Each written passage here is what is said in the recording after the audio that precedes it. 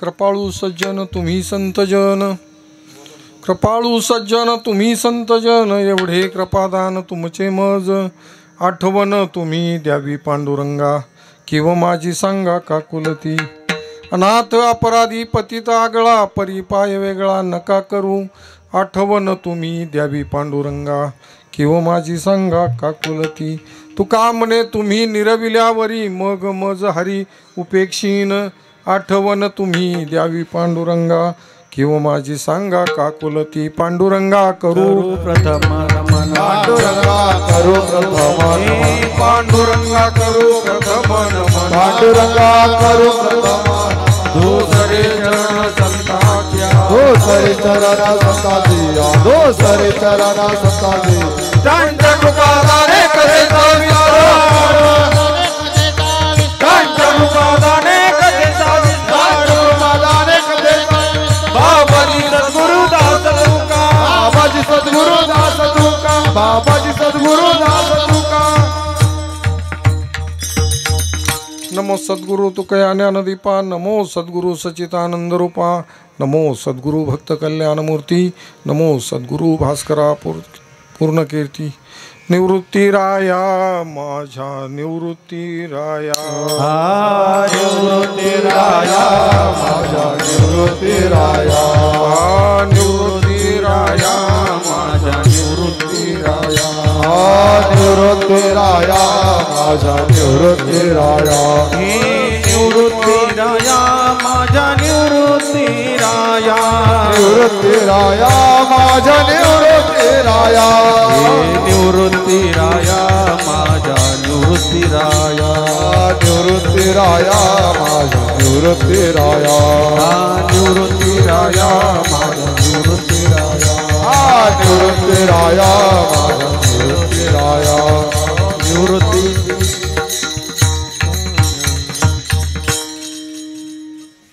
आजीची मज तुमचे कृपादान, दिले संत जन माय बापा, आली मुखा वाटे अमृत वचने, अमृत उत्तीर्णता येणे नभे जन्मे, जगद्गुरु तुकोबरा या अभंगाच्या माध्यमातून संतांची विनंती करतात किंवा संताकडे मागणी करतात महाराज. अद्यापपर्यंत आपल्याला हा अभंग तुकोबरायांनी कोणासाठी केला आहे हे अद्यापपर्यंत माहीत, आपल्या रोजच्या नित्यनेमातला अभंग आहे. कृपाळू सज्जन तुम्ही संतजन, एवढे कृपादान तुमचे मज, की जेणेकरून या ठिकाणी कृपाळू हा शब्द वापरतात, संतजन वापरतात, सज्जन शब्द वापरतात. तर या ठिकाणी हा अभंग तुकोबरायांनी कोणासाठी केला आहे ह्याचं आपल्याला पहिलं निरूपण करायचं आहे. आज जर या ठिकाणी पाहिलं तर रथी महारथी महाराज मंडळी या ठिकाणी येतं, परंतु एकालाही आता हा या अभंगाचा अर्थ सांगता येणार नाही किंवा हा अभंग तुकोबरायांनी कोणासाठी केला हे सांगता येणार नाही महाराज. कारण कसं आहे, नित्यनेमात आपण फक्त पाठांतर करतो परंतु त्याच्या पाठीमागा जाऊन पाहत नाही. तर या ठिकाणी आपल्याला सांगायचं कारण एक आहे की तुकोबरायांचे जे अभंग आहेत, काही अभंग असे आहेत हे कोणासाठी केले हे लवकर कळतात. आता सुंदर ते ध्यान उभे विटेवरी कर गटावरी ठेवून या, हा अभंग लगेच कळतो की आपल्याला भगवंताचं वर्णन केले. परंतु हा जो कृपाळू सज्जन हा अभंग हे लगेच लक्षात येत नाही, ह्याच्यामध्ये कोणाचं नावच घेतलेलं नाही, त्याच्यामुळे समजायचं कारणच पडत नाही. परंतु तो मी सांगणार आहे तुम्हाला. विठ्ठल विठाला विठाला विठाला विठाला विठाला. कारण या अभंगाच्या पाठीमागची पार्श्वभूमी ही फार मोठी आहे महाराज. कळणं हे तितकंसं सोपं नाही. कळायला गेलं तर लगेच समजेल, नाही लवकर समजून घेण्याची प्रवृत्ती जर ठेवली तर कळणारच नाही महाराज. जगद्गुरु तुकोबरायांना या ठिकाणी अवतार घेण्याचं कारण एकच होतं महाराज, की बुडते हे जन न देखवे डोळा येतो कळोळा म्हणून या ठिकाणी आम्ही काय कशासाठी आलोय, हे जग बुडतंय म्हणून यासाठी आम्ही इथं अवतार घेतलाय. पण अवतार घेण्याच्या पाठीमागची पार्श्वभूमी फार मोठी आहे. काय झालं बरं का, तुकोबरायांच्या अगोदर 8 पिढ्या विश्वांबर बाबा म्हणजे माऊलींच्या समकालीन विश्वांबर बाबा होते. ज्यावेळेस जावळीच्या खोऱ्यामधून ज्या देहूमध्ये आल्यानंतर त्या ठिकाणी त्यांच्या पत्नीचं नाव होतं अमाई. अमाईने सांगितलं, म्हणजे बाबा आपल्या घरामध्ये पंढरीची वारी आहे बरं, ती कधी आपल्याकडून चुकली नाही पाहिजे म्हणून बाबांनी आयुष्यभर पंढरीची वारी केली महाराज. आणि केली तर केली, वृद्ध झाले. आता वृद्ध झाल्यानंतर चालता येत नाही, बोलता नाही, साहजिक आहे, आपला मनुष्य देह येतो. तर बाबांनी वारकऱ्यांना हाती निरोप पाठवला. म्हणले जा म्हणले यावेळेस मी काय पंढरीला येत नाही, पण माझा निरोप माझ्या भगवंताला सांगा, आता मी तुझी वारी करू शकत नाही. आणि ज्यावेळेस त्या पंढरीच्या पांडुरंगाला हा निरोप मिळाला ना, रात्रीचा स्वप्नात बाबांच्या गेला आणि सांगितलं बाबा तुम्ही आता परत पंढरपूरला नका येऊ, मीच देहुला येतो. पण म्हणले देवा तुम्ही आले तर आम्हाला कसं कळणार आहे ते, मी कसं ओळखायचं तुम्हाला. तर म्हणलं अमराईच्या वनामध्ये ज्या ठिकाणी तुळशीचा आणि बुक्क्याचा सुगंध येईल ना त्या ठिकाणी आम्ही आहोत म्हणले. मग सकाळी बाबांनी वारकऱ्यांना घेतलं, त्या ठिकाणी उत्खनन केलं, तर त्या ठिकाणी भगवंताच्या स्वयंभू मूर्ती त्यांना सापडल्या महाराज. तिथून पुढं खरी सेवा चालू झाली, की जेणेकरून नांदेड या घरी दैवत पंढरीचे 7 पिढ्या पुढं नांदायला तुकोबाराय जन्माला यायचे म्हणून त्यांनी 7 पिढ्या त्या ठिकाणी नांदायला आले होते महाराज. काय त्या घराण्याचं पुण्य असेल. जन्मोजन्मी आम्ही बहु पुण्य केले, तेव्हा या विठ्ठले कृपा केली. त्या विठ्ठलाने कृपा तशी नाही केली महाराज, जन्मोजन्मी आम्ही सेवा करत आलो. आणि ज्यावेळेस त्या मूर्ती सापडल्या आणि त्या ठिकाणी राऊळवाड्यामध्ये प्रस्थापित केल्या, तिथून सुरुवात झाली शिवेला. पंढरीची वारी सदोदित घरामध्ये असायची आणि ही वारी चालत चालत बोलोबा काकांपर्यंत आली, तुकाराम महाराजांचे वडील. आणि वारी चालत आल्यानंतर बाबा एकदा पंढरीच्या वारीला निघाल्या त्यांच्या आईसाहेब पाठीमागं लागल्या. म्हणले महाराज तुम्ही दरवेळेस पंढरीला जाता, मला नेत नाही तो म्हणले, पण म्हणले मी तुमच्याबरोबर ह्यावेळेस पंढरीला आल्याशिवाय राहणार नाही म्हणले तुम्हाला नाही नेणार, पण न नेण्याचं कारण सांगा. तर न नेण्याचं कारण नाही म्हणले तुमचा स्त्री स्वभाव आहे, देवा पुढं गेला देवाला काहीतरी मागाल म्हणून तुम्हाला न्यायचं नाही. परंतु काही आमच्या घराचा नियम काय आहे, काही मागणे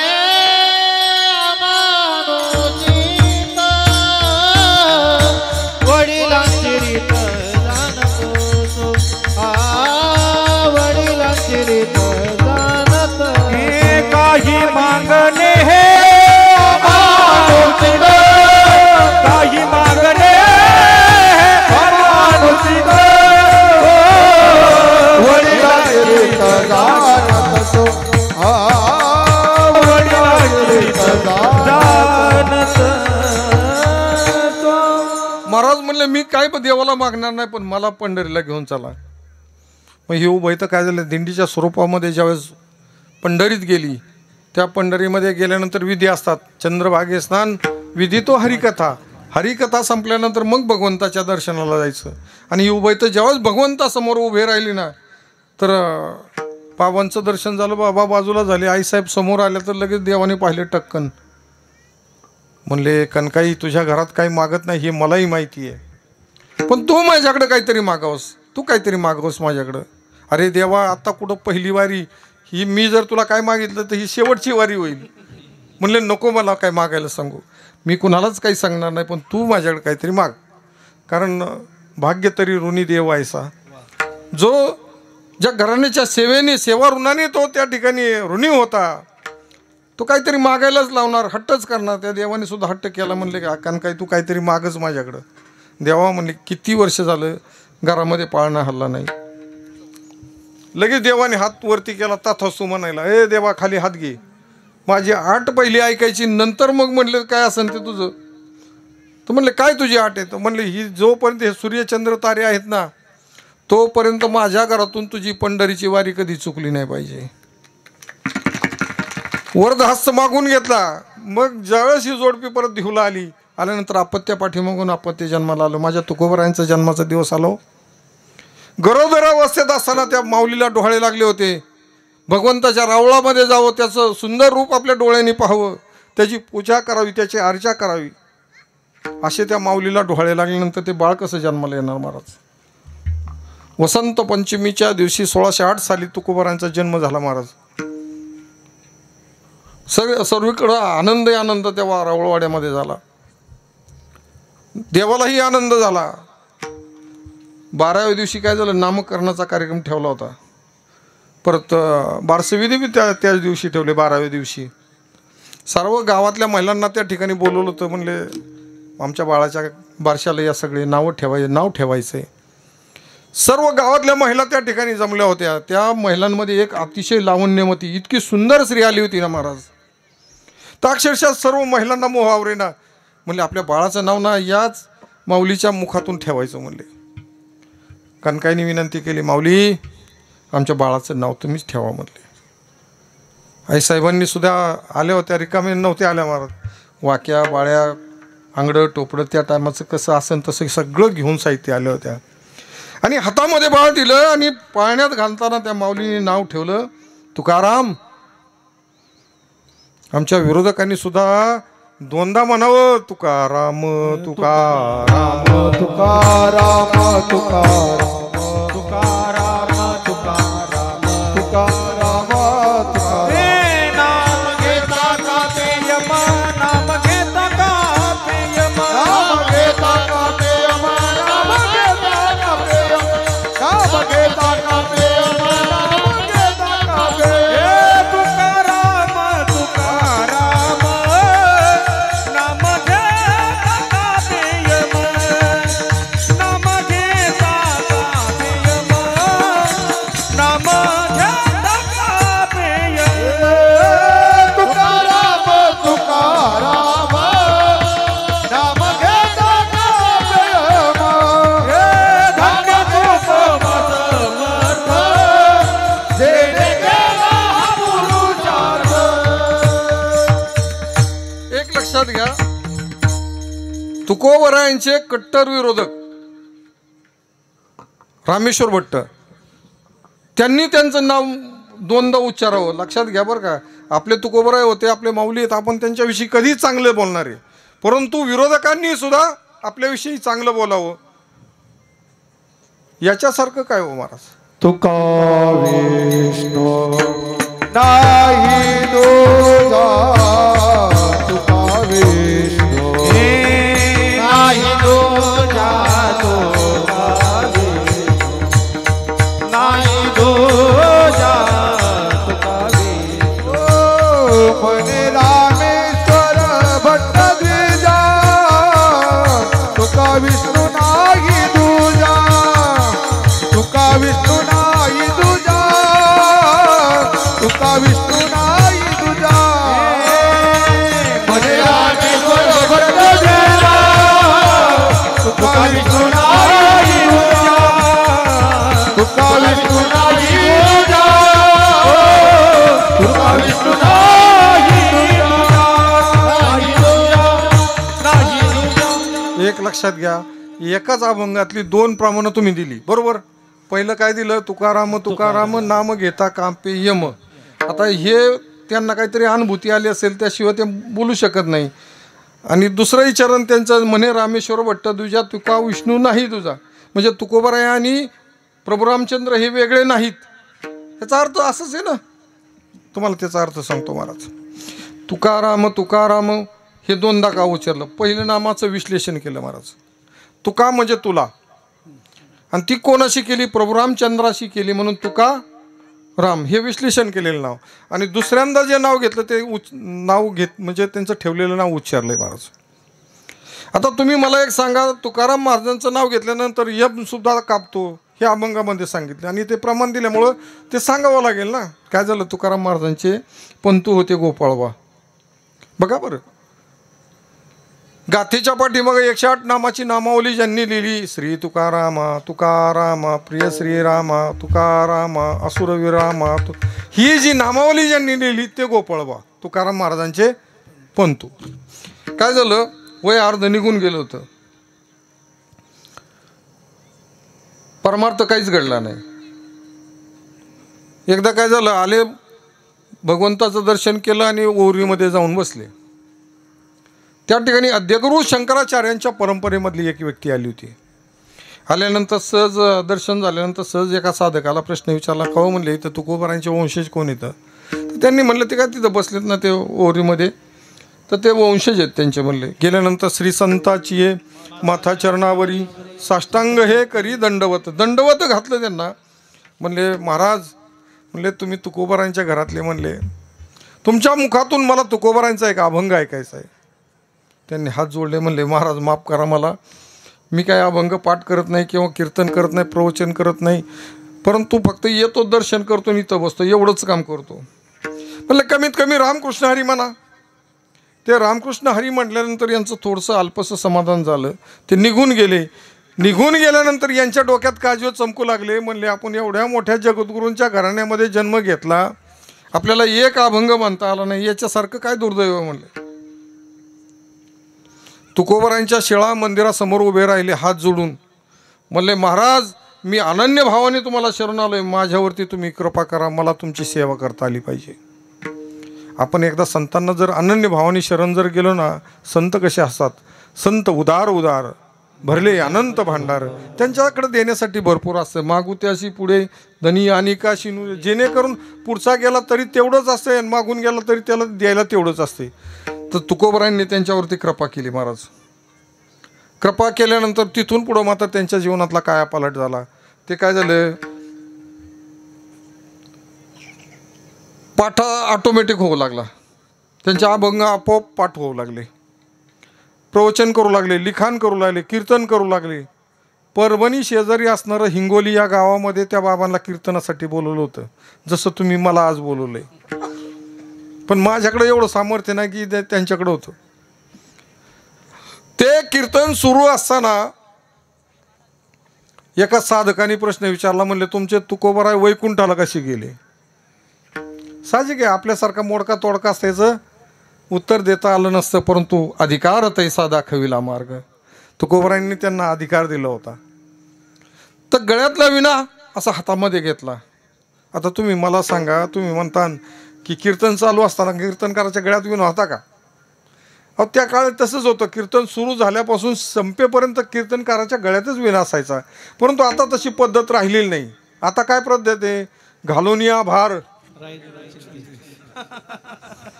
अशी पद्धत आहे ना. तर विणा असा हातामध्ये घेतला आणि विणा वैकुंठाला घालून दाखवला. आमचे तुकोबराय असे वैकुंठाला गेले. विठ्ठल विडाला विडाला विडाला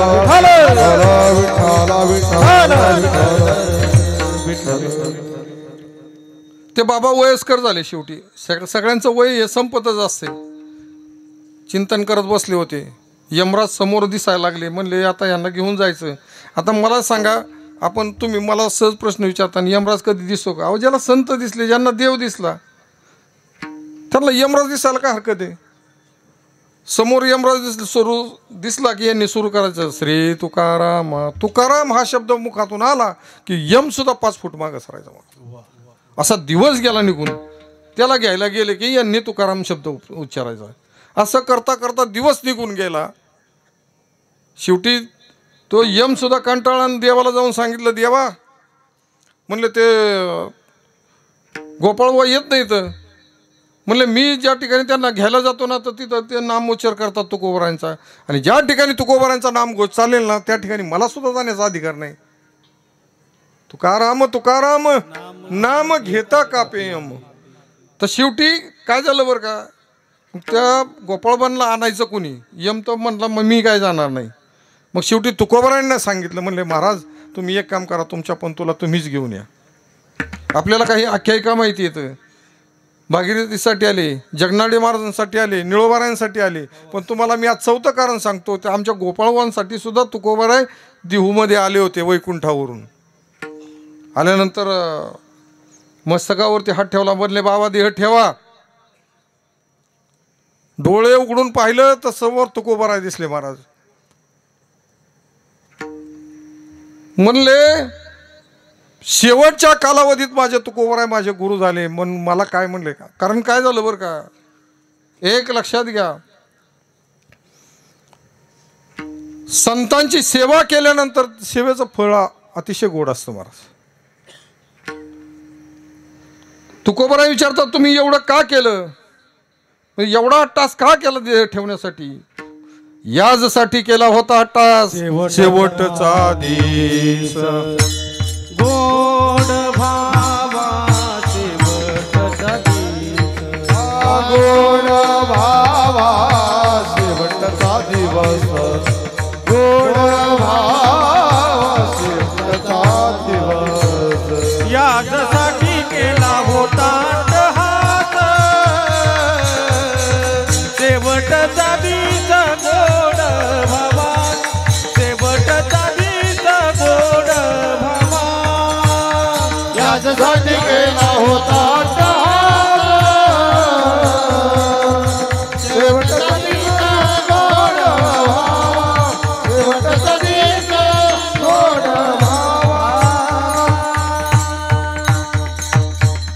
म्हणले मला आता यायला काय हरकत नाही. उजळले भाग्य आता, उजळले भाग्य आता, उजळले भाग्य आता, उजळले भाग्य आता. अवघे चिंता वारली, अवघे चिंता वारली, अवघी चिंता वारली, अवघी चिंता वारली, अवघी चिंता वारली, अवघी चिंता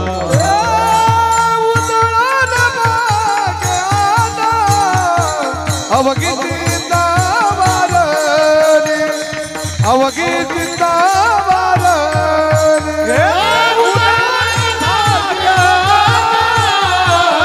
अवघी चिंता वारली, अवघी चिंता वारली.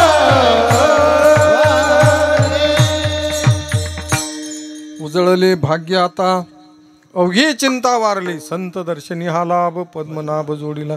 जेणेकरून माझे तुकोबर आहे, माझे शेवटच्या अंतकाली माझे गुरु झाले, याच्यासाठी म्हणले भाग्याचा उदय ते जोडी संत पाय, येथून या नुठवू माता मरणा वाचुनी सर्वथा. जेणेकरून तुकोबर आहे त्यांचे गुरु झाले. आपल्याला चौथं कारण मी आज सांगितलं महाराज. यानंतर जर वेळ आली परत येण्याची तर चौथ्या पाचव्यांदा कोणासाठी आले तेही सांगेल महाराज. तुकाराम तुकाराम नाम घेता कापेयम, याचं तर उदाहरणाचं तुम्हाला उदाहरणासह स्पष्टीकरण दिले. राहिला कुठला प्रश्न? तुका विष्णू नाही तुझा. तुम्ही म्हणाल तुका विष्णू नाही म्हणजे तुकाराम महाराज आणि प्रभू रामचंद्र हे वेगळे नाहीत, ह्यांचं समतोल माप आहे. मग हे कसं काय? प्रभू रामचंद्रांनी म्हणले आमच्या नुसतं शिळेला चरण लावले तर त्याच्यातून अहिल्या प्रगट झाली. तुमच्या तुकोबरांनी काय केलं? बरोबर आहे ना? काय झालं बरं का महाराज? लक्ष देऊन ऐका. तुकाराम महाराजांना शिवाजी महाराजांनी धन दिलं होतं, हे स्वीकारलं नाही. स्वीकारलं नाही एवढंच तुम्हाला माहिती आहे. तर त्याच्या पुढचं आहे का काय माहिती? की जेणेकरून तुकोबारायांनी ते धन स्वीकारलं का नव्हतं? स्वीकारलं नाही इथपर्यंत माहिती आहे, परंतु का स्वीकारलं नाही हे माहिती नाही. न स्वीकारण्याचं कारण सांगतात. तुकोबाराय म्हणतात मी ज्यावेळेस प्रल्हाद अवतारामध्ये होतो त्यावेळेस माझ्या वडिलांच्या महालाला 80,000 खांब होते आणि ते सर्व हिरे जडित होते. चालायला सुद्धा मोतीपवळ्यांच्या सडका होत्या. एवढं जर ऐश्वर्य मी भोगलं असन, तुमचे एरवित धन, जेणेकरून त्याही पुढे सांगतात की दिवट्या छत्री घोडे हे तो आम्हा बऱ्यात न पडे. म्हणले एवढं सब तुमचं धन घेऊन काय करू म्हणले. शिवाजी महाराजांना वाटलं की कदाचित तुकोबारांनी म्हणले समाजामध्येच धन स्वीकारलं नसेल, आपण काय करू एकांतवासामध्ये देण्याचा प्रयत्न करू. बघा बरं, आपल्याला सगळ्यांना माहिती आहे तर भंडाऱ्या डोंगरावरती तुकोबाराय चिंतनासाठी जायचे. दिवसभर तिथं चिंतन करायचे. नांदुरकीच्या झाडाखाली एक शिळा ठेवलेली होती, त्या शिळेवरती बसायचे, दिवसभर चिंतन करायचे. शिवाजी महाराजांनी काय केलं, तुकोबाराय जायच्या अगोदर काय केलं, त्या शिळेवरती धनाची पिशवी ठेवली आणि त्या झाडावरती जाऊन बसले वरती नांदुरकीच्या. तुकोबाराय जेव्हा चिंतन करत करत त्या शिळेजवळ आलं, पाहिलं ती धनाची पिशवी दिसली, काही बोलले नाही. शिळे शेजारी जाऊन बसले, दिवसभर चिंतन केलं. संध्याकाळ झाली, निघून गेले. शिवाजी राजे ज्यावेळेस त्या झाडावरून खाली उतरल्यानंतर पाहिलं इथंही तुकोबारायांनी धन स्वीकारलं नाही, म्हणून त्यांनी आपली ती पिशवी घेतली, आपल्या राजमहाली निघून गेले. दुसऱ्या दिवशी ज्या वेळेस तुकोबाराय चिंतनासाठी त्या शिळेजवळ गेले, तिच्याकडे पाहिलं सुद्धा नाही. गेले शिळे शेजारी आपल्या सावलीमध्ये बसले, दिवसभर चिंतन केले, उठून संध्याकाळी गेले. 1 दिवस गेला, 2 दिवस, 3 दिवस, 4 आणि 5व्या दिवशी मात्र ती शिळा बोलू लागली. महाराज ज्यावेळेस तुकोबाराय त्या ठिकाणी चिंतनासाठी आले त्यावेळेस शिळा बोलू लागली. आता तुम्ही म्हणता तुमच्या काही डोक्यावर परिणाम झाला का? शिळा बोलतात का? आमची माऊलींची भिंत अख्खी चालते, तुकोबारायांची शिळा बोलू शकत नाही.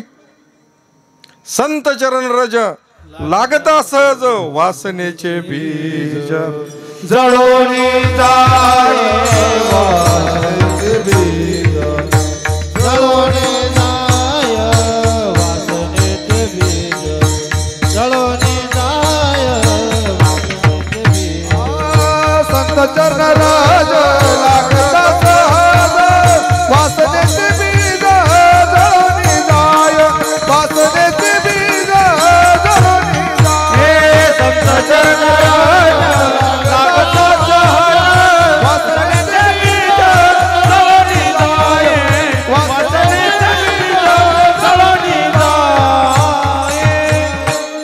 संतांच्या रजकणांना एवढं महत्व आहे महाराज.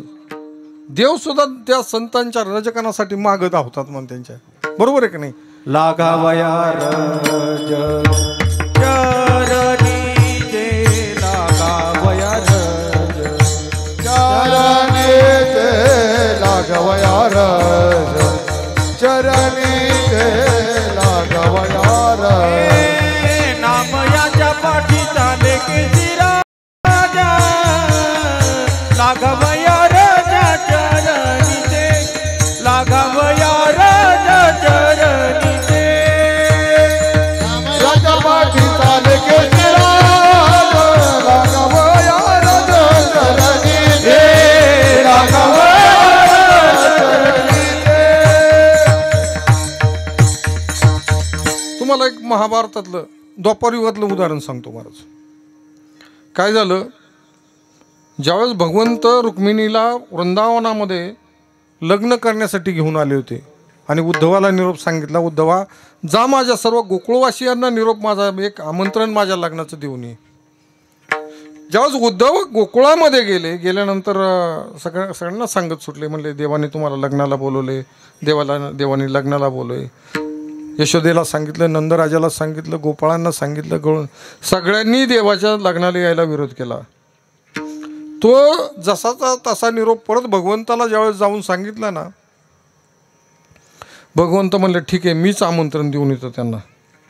आणि भगवंत एकदाच गोकुळामध्ये गेल्यानंतर सगळ्यांची सभा घेतली आणि त्या सभेमध्ये त्यांनी 2च वाक्य वापरली, तुम्ही जर माझ्या लग्नाला येणार नसाल ना तर मी तुमच्यावरती रुसणार आहे.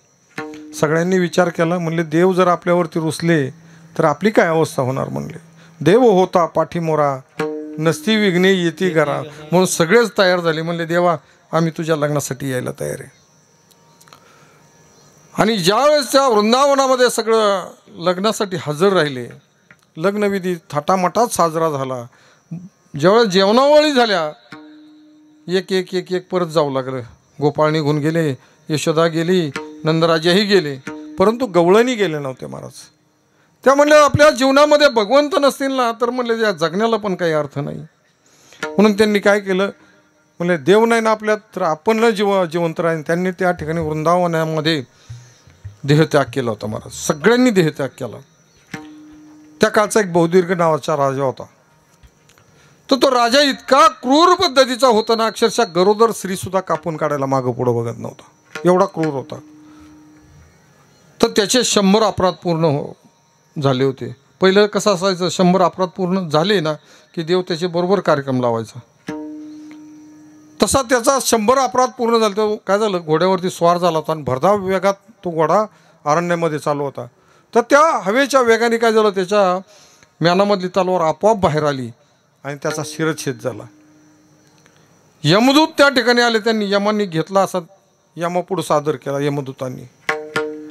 मग त्या ठिकाणी चित्रगुप्तांनी त्यांचा लेखाजोखा काढला. अहो म्हणले एवढा क्रूर आहे हा, म्हणले 84 लक्ष योनी फिरवा याला, राहिले साले 27 कुंभपाकामध्ये फिरवा. पहिल्या कुंभपाकामध्ये टाकायचं ठरलं. पहिला कुंभपाक होता उकळत्या तेलाची कढई, खळखळ खळखळ तेल उकळत होतं. ह्या यमदूतांनी उचलला असा त्या कढईमध्ये ज्यावेळेस टाकला ना, ते उकळतं तेल सुद्धा शांत झालं होतं महाराज. सगळ्यांनी डोक्याला हात लावला, म्हणलं एवढा क्रूर वागला तरी त्याला काही इजा झाली नाही किंवा ते उकळतं तेल शांत झालं. तर त्या ठिकाणी व्यास मुनी आले होते. तर व्यासांनी त्यांना सांगितलं, हा ज्या ठिकाणी मरून पडला होता ना त्या ठिकाणी गवळणींनी देहत्याग केला होता आणि त्या ठिकाणी तो मरून पडल्यामुळे त्यांच्या ज्या चरणांनी ते रजकण म्हटले जे पवित्र झाले होते याच्या शरीराला लागली. तर संतांचे रजकण त्याच्या शरीराला लागल्यामुळे तो पवित्र झाला होता. संत चरण रज लागता सहज वासनेचे बीज जड. म्हणजे अशा पद्धतीने संतांच्या, कारण कसं होतं, पहिली गोष्ट संत ओळखणं फार कठीण झालंय महाराज. बहु अवघड आहे संत भेटी, बहु अवघड आहे संत भेटी, बहु अवघड आहे संत भेटी. परी जगाची कृष्णकारी, परी जगाची कृष्णकारी, ऐसे भगवत नावी नारायणा,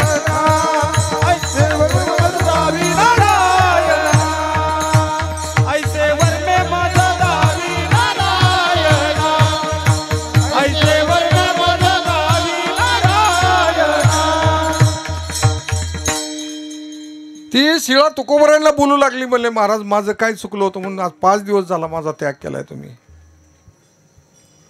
त्यांनी स्पष्ट भाषेत सांगितलं, ज्यावेळेस तुझ्यावरती धन ठेवलं गेलं त्यावेळेस तू अपवित्र झाली म्हणून मी तुझा स्वीकार करत नाही म्हणले.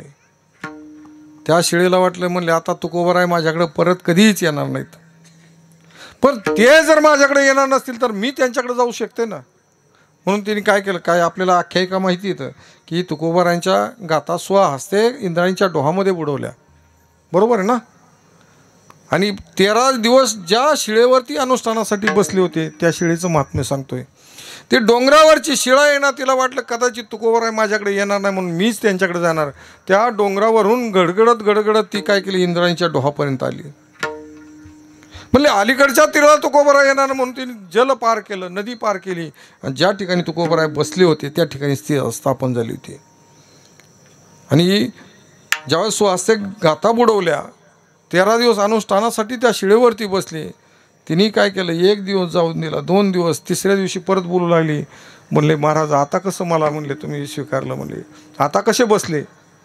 तर म्हणले या इंद्राणीच्या जलाने तू पवित्र झाली आणि पवित्र झाल्यानंतर तुझा मी स्वीकार केला. विठ्ठल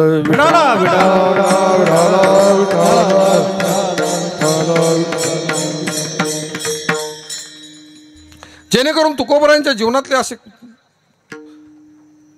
चढ आलेले उतार ज्या ज्या ठिकाणी काय व्हायचं, रात्रंदिवस आम्हा युद्धाचे प्रसंग. कारण संतांना त्रास देणारे लोक आज या संतांच्या मांदी आलेल्या त्या प्रत्येक संतांचं तुम्ही उदाहरण तुमच्या समोर आहे महाराज. किती त्रास ह्या समाजाने दिलाय.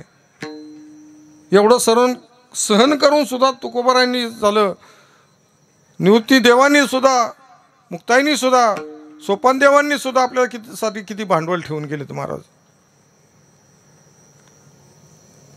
तुकोबरायांच्या जीवनातले जे प्रसंग होते हे अतिशय अडचणीचे प्रसंग होते महाराज. त्यांनी फार झेललेलं आहे. कारण या परमार्थाचा कळस व्हायचं त्यांचं जे स्वप्न होतं ते स्वप्न साकार करण्यासाठी अनेक अडचणींना तोंड द्यावं लागलं महाराज. काय व्हायचं बरं का, तुकोबरायांच्या जीवनामध्ये अनेक संत मंडळी आली. त्यापैकी एक कोंडपंत लोकरे म्हणून आहे बघा. काय झालं, त्यांच्या कीर्तनामध्ये ते रोज सात संगत करायची, चाल म्हणायचे, टाळ वाजवायचे. एक दिवस कीर्तन संपल्यानंतर म्हणतात महाराज मला काशी यात्रा करायची. तुकोबराय यांच्या विरोधात होते.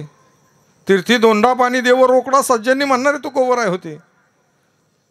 तर म्हणले तुकोबरायांनी ते जाणलं कशासाठी अशा पद्धतीने बोलतात. म्हणले ठीक आहे मी तुम्हाला एक होऊन देणार आहे. आता आपण आता पैसे म्हणतो पण त्या काळामध्ये होऊन म्हणायचे. तर म्हणले मी तुम्हाला एक होऊन देणार आहे, परंतु दिवसभर त्या होऊनमधून जेवढे पैसे खर्च करायचे ना तेवढे करा, परंतु 1 पैसा त्याच्यातला शिल्लक ठेवायचा आणि त्या 1 पैशाचा दुसऱ्या दिवशी परत एक होऊन तयार व्हायचा. असा पैसा तुकोबरायांनी दिला होता. तर दिल्यानंतर म्हणले जाताय ना खरं तर माझी 3 कामं तुम्ही करायची. मी तुम्हाला 3 चिठ्ठ्या लिहून देणार आहे.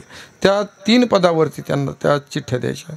अहो म्हणले महाराज तुमचं नाही काम करायचं तर कोणाचं करणार.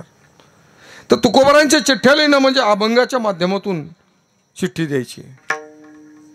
अभंग लिहायचा, त्याच्यातलं मर्म त्यांना कळायचं, ते काय त्यांना म्हणायचं ते. कारण काय झालं, धरणेकरी ज्यावेळेस तुकोबरायांकडे आले त्यावेळेस होतील शीतळ अग्निज्वाळा हा अभंग लिहून दिला होता. त्यामुळे त्यांच्या लगेच शीतळ अग्निज्वाळा झाल्या होत्या. तसाच जे 3 अभंग त्यांनी लिहून दिले होते. म्हणले त्या पदावरती ते लिहून द्यायचे. तुम्ही काशी यात्रा करा, पैसे मी देतो, परंतु माझी ही 3 कामं करायची. पहिली चिठ्ठी कोणासाठी दिली होती तर ते काशी विश्वेश्वरासाठी. मग आता काशी विश्वेश्वराला चिठ्ठी देण्याचं काय कारण होतं. काय झालं बरं का, भगवंताचं आणि या शंभू महादेवाचं एवढं जवळीक, एवढी सख्यत्व, एवढं नातं जवळचं आहे ना महाराज. अक्षरशः आपण जर पंढरपूरची कधी पूजा केली असेल विठ्ठलाची, किंवा देहूच्या विठ्ठलाची पूजा जर केली असेल तर त्यांच्या मस्तकावरती शिवलिंग आहे महाराज. शिवलिंग धारण ज्यांना योग आला असेल त्यांचं अनुकरण करून घ्या बरं. तर ते शिवलिंग त्यांनी धारण केलं की या दोघांचं एवढं जवळीक आहे की पहिली वारी ही पंढरीची कोणी केली, शिवानी केलेली महाराज. अक्षरशः त्यांनी शिवलिंग, मग त्या पदातून उतराई होण्यासाठी तुकोबरायांनी त्यांना एक चिठ्ठी दिली होती. तुम्ही विश्वनाथ, तुम्ही विश्वनाथ, तुम्ही विश्वनाथ, तुम्ही विश्वनाथ,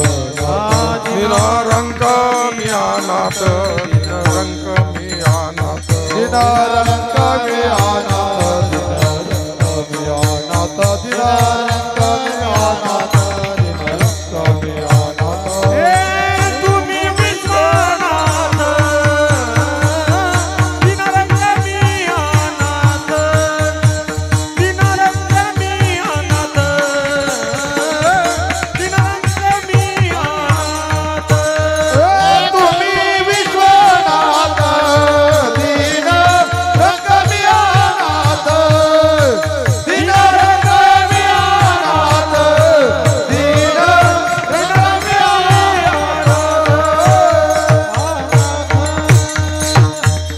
तुम्ही विश्वनाथ दिनरंक मी अनाथ का कृपा कराल ती थोडी पाया पडिलो बराडी. अशा त्या चिठ्ठीचं त्या ठिकाणी अनुवाद झाला. दुसरी चिठ्ठी कोणासाठी दिली तर ती विष्णुपदासाठी दिली महाराज. आता हे विष्णुपद आहे कुठं तर गया या ठिकाणी.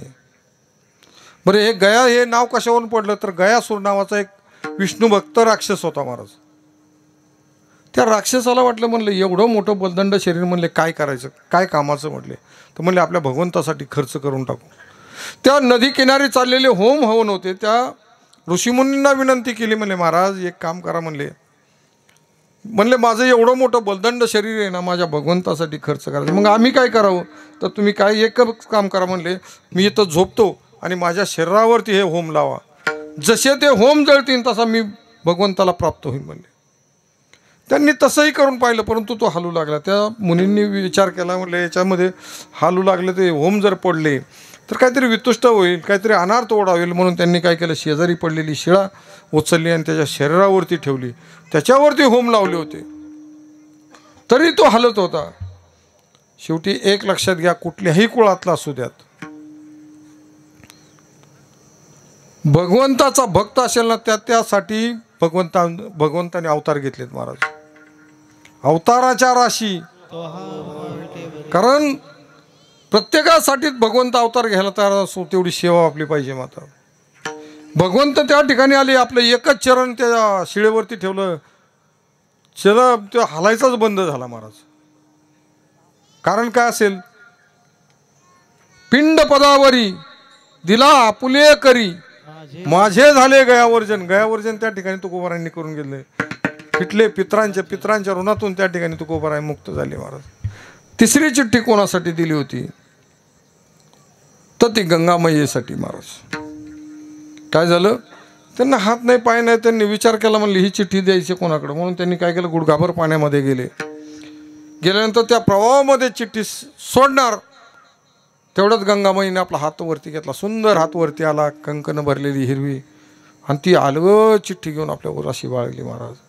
गंगामाईनी जर एवढी आदराने तुकोबारांची चिठ्ठी जर जवळ घेतली असेल माझी इंद्रायणी माता अख्खा गाथा बुडून देईल का हो महाराज. वाचे म्हणता गंगा गंगा वाचे म्हणता गंगा गंगा गंगा गंगा सकळ पाप जाती भंगा सकळ दोष जाती भंगा सकळ दोष जाती भंगा सकळ दोष वाचे म्हणता गंगा गंगा सकळ दोष जाती भंगा सकळ दोष जाती भंगा सकळ दोष जाती भंगा वाचे म्हणता गंगा गंगा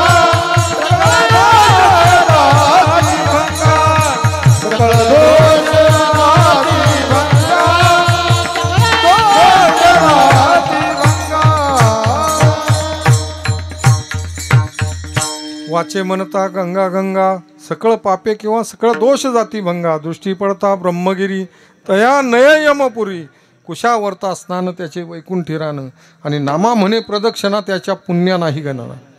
आज त्या त्र्यंबकेश्वराच्या कुशीमध्ये आमच्या निवृत्ती देवांनी समाधी घेतली महाराज आणि तो शिवाचा अवतार होता म्हणून शिवाजवळ शिवा गेला महाराज. हे महात्म्य तुकोबारांच्या सुद्धा गाथेतून हे आपल्याला महात्म्य ऐकायला मिळते महाराज. कारण तुकोबरांच्या जीवनामधले काही प्रसंग पण असे आहेत की महाराज बघा त्यांच्या चिंतनाला असे आहे ना, रात्र न कळे दिवस न कळे, अंगी खेळे दैवत. काय झालं, रात्रीच्या 2 वाजेपर्यंत तुकोबराय चिंतन करत रावळामध्ये बसले होते. आईसाहेबांनी इच्छा सोडून दिली होती, हे कधी येते न कधी जाते न कधी जेवतीन. कारण आईसाहेबांचा वाद कोणाशी होता, भगवंताशी होता. म्हणले माझ्या तुकाराम महाराजांना किंवा माझ्या बुवांना म्हणले तुम्ही एवढं वेळ लावलंय ना की अक्षरशः त्यांना खाण्यापिण्याचे शुद्ध नाही. म्हणून तू देवा तुझा माझा कार्य वैराकार दुःखाचे डोंगर दाखव, जेणेकरून त्याच्यासाठी तुझा ना माझा वैराकार आहे. नाही तर आईसाहेबांचं प्रेम लय होतं भगवंतावरती, फार प्रेम होतं. काय झालं तुम्हाला मी एक कथा सांगणार आहे त्यांची. रात्रीच्या 2 वाजेपर्यंत तुकोबराय चिंतन करत बसले होते. त्यांच्या घरी काही झालं, 2 चोर गेल्यानंतर त्यांची जी आईसाहेबांची लाडकी म्हैस होती ना, तीच घेऊन गेले ते चोर. आता सकाळच्या बारी काय घडणार हे देवालाच माहिती आहे, यांच्या घरात काय घडणार आहे उद्या सकाळी. देवाने काय केलं, एका अकराळ विक्राळ रूप धारण केलं आणि कुठं जाऊन त्या चोरट्यांच्या पुढं उभं जाऊन राहिले. आता ते रूप पाहिल्यानंतर ते इकडं पळ तिकडं पळ, तिन्ही दिशाला पळू लागले. भगवंत काय करायचे, जिकडं जाते ना त्यांच्या समोर जाऊन उभे राहायचे. एकच दिशा शिल्लक ठेवली देऊला परत येण्याची. त्यांनी काय केलं, म्हणले आपल्याला आता काय जमणार नाही, म्हणले ती म्हैस त्यांची त्यांना देऊ, तुकोबारांना त्या ठिकाणी सांगून आपलं निघून जाऊ. 2 ते 4 हा कालावधीमध्ये चाललं होतं त्यांचे लपंडाव. तर त्यांनी आणली, गोठ्यामध्ये म्हैस बांधली, तुकोबारांकडे गेले. म्हणले महाराज असा असा आमच्याकडून अपराध झाला, म्हणले तुमची म्हैस चोरी गेली, पण एका अकराळ विक्राळ रूपाने म्हणले एवढा त्रास दिलाय ना म्हणले आम्हाला की सांगताच सोय नाही, म्हणले ते मारून टाकीन आम्हाला. तर सहज लक्ष तुकोबारांचं भगवंताच्या मूर्तीकडे गेलं महाराज. तर त्या ठिकाणी देव दिसले नाहीत त्यांना. तर 2 ते 4 या कालावधीमध्ये ही झटापट चालू होती. देवाकडं पाहिलं, देव दिसले नाही की म्हणले हे देवाचंच करामत आहे. म्हणले देवालाच बोला, उठा पांडुरंगा प्रभात समयोपातला. वैष्णवांचा मेळा, वैष्णवांचा मेळा करुणा पायी दाटला. उठा पांडुरंग प्रभात समयोपातला, प्रभात समयोपातला. वैष्णवांचा मेळा, वैष्णवांचा मेळा करुणा पायी दाटला. उठा म्हणलं की भगवंत त्या ठिकाणी मूर्तीमध्ये आले. कारण नांदे जया घरी दैवत पंढरीचे, त्या ठिकाणी नांदायला आले. तिथं काय राजसुख भोगायचं काय, तिथं कामच करायचं आहे ना. आणि देवाला आल्याचं पाहिलं केलं की त्या चोरट्याला ए बाबा उठा म्हणले, तुम्हाला म्हैस घेऊन जायचं ना, खुशाल घेऊन जा म्हणले. एवढं विशाल अंतकरण संतांचं असतं. मी नाही म्हणणार तर तुमचं तर बाकी लांबच राहिलं. तर म्हणले महाराज आम्हाला काय म्हैस बीस काय नको, तुमचे तुम्हालाच राहू द्या. सकाळच्या बारी काय झालं, लाड गेले तुकोबाराय सांगायला कोणाला, आवलीला. आवले रात्री तुझी म्हैस चोरी गेली होती, माझ्या देवानी आणून दिली. म्हणले काय उपकार केला. भाषा लय वेगळी असती एकदम. म्हणले एक काम कर ना, म्हणले माझ्या ताटामध्ये जशी रोज 1 दुधाची वाटी पाठवते ना, माझ्या भगवंतासाठी पाठव ना. नाही जुळणार, तुम्हाला 2 पाहिजे तर 2 घेऊन जा, पण देवाला काय मिळणार नाही. एक लक्षात घ्या, तेव्हापासून आजपर्यंत देव उपाशी येतो. एकही अजून या विश्वामध्ये तयार झाला नाही देवाला जेवायला घालणारा. बघा आठवा तुम्ही, कोणत्याही संतांच्या घरामध्ये असू द्यात, कुठेही असू द्यात, एखादं तरी उदाहरण सांगा की त्यांनी देवाला जेवायला घातले. तुकोबारायानंतर ते भगवंत अजूनही उपाशी येतं. तुकोबारायांनी खरं मनभावी त्यांना जेवायला घातले महाराज. आणि म्हणले तुम्हाला काय दूध देणार नाही, पण म्हणले देवाला काय देणार नाही, पण तुमच्यासाठी मात्र देणार. तर काय झालं, 2 वाट्या चालू झाल्या ताटामध्ये. आणि हे ताट आणून द्यायचं कोण काम करायचं, तर आमची भागीरथी करायची महाराज. तर रोज ताट आणून द्यायची, मोकळं झालं की घेऊन जायची. एक दिवस झालं तुकोबाराय चिंतनासाठी बाहेर निघून गेले होते आणि भागीरथी खेळायला गेली होती, म्हणजे भागीरथीतच होती. तर भागीरथीला जवळ घेऊन असं जवळ घेतलं, लाड तिला जरा गोडीत बोलली. म्हणले बाळा तू जे हे ताट घेऊन जाते कोण कोण खातं, आता ते बाळाला गोडीत घेतले म्हणून बाल गेलं खोटून खरं बोलून. तर म्हणले भगवंत खातात, बाबा खातात, राहिले सायलं मला पण देतात. आता ते खरं म्हणले हे असं चाललंय का तुमचं? बरं ठीक आहे म्हणले. ते एकदा तुकोबराय चिंतनासाठी निघून गेले. ते भागीरथी खेळायला गेली होती. त्यांनी काय केलं, पातेल्यामध्ये खळखळ खळखळ दूध उकळवलं आणि ते तांब्यामध्ये भरलं आणि तो तांब्या घेऊन भगवंताच्या राऊळाच्या द्वारामध्ये उभ्या राहिल्या. देवाला सुद्धा घाम फुटला महाराज. तुम्ही म्हणणार देवाला कुठं घाम फुटतो का? म्हणतात की लोक. कारण तो कसा आहे, राजस सुकुमार मदनाचा पुतळा, राजस सुकुमार मदनाचा पुतळा, राजस सुकुमार मदनाचा पुतळा, राजस सुकुमार मदनाचा पुतळा. रवी शशी कळा लोपलिया, रवी शशी कळा लोपलिया, लोपलिया कस्तुरी बळवट चंदनाची होती, कस्तुरी बळवट चंदनाची होती. रवी शशी कळा लोपलिया, रवी शशी कळा लोपलिया, लोपलिया. कस्तुरी बळवट चंदनाची होती, कस्तुरी बळवट चंदनाची होती. एवढा वो राजू सुकुमार आहे होतो की जेणेकरून बोट लावलं तर बोट त्याच्या पायात शिरतंय, एवढा सुकुमार. तर म्हणले त्यांनी काय केलं, तो तांब्या तसाचा तसा त्यांच्या मुखाला लावला. अक्षरशः त्या गरम दुधाने भगवंताच्या ओठांना फोड आले होते. अजूनही ते फोड आहेत. आपण जर निरीक्षण करून पाहिलं ना तर छोटे छोटे असे फोड भगवंताच्या ओठाला आहेत. आणि तुझं दूध नको नको म्हणत होते, मान हलवत होते. एका उजव्या बाजूला मान अजूनही काढलेली आहे महाराज. कारण त्या स्वयंभू मूर्ती आहेत. आपण नुसतं घडवलं म्हणलं तरी आपल्याला पातक लागते. तर अक्षरशः ते दूध पाजून निघून गेल्या. संध्याकाळी चिंतन करून जेव्हा तुकोबराय भगवंतासमोर येऊन उभं राहिले तर देवानी तक्रार केली आईसाहेबांची. म्हणले बघ म्हणजे तुझ्या आवलीने काय केलं, हे मला गरम दूध पाजलं आणि अक्षरशः माझ्या ओठाला फोड आलेत. तर तुकोबांना ते राहवलं नाही म्हणून घरी गेले. घरी गेल्यानंतर सांगितलं, त्या जाब विचारला आवलीला. म्हणले आवले तू माझ्या देवाशी असं का वागलीस? त्यांनी काय झालं म्हणले. त्यांनी शांततेत घेतलं. काय झालं म्हणले, का ओरडताय? अरे म्हणले तू एवढं गरम दूध माझ्या देवाला पाजलं, त्याचे ओठ पोळले म्हणले, त्याला फोड आलेत.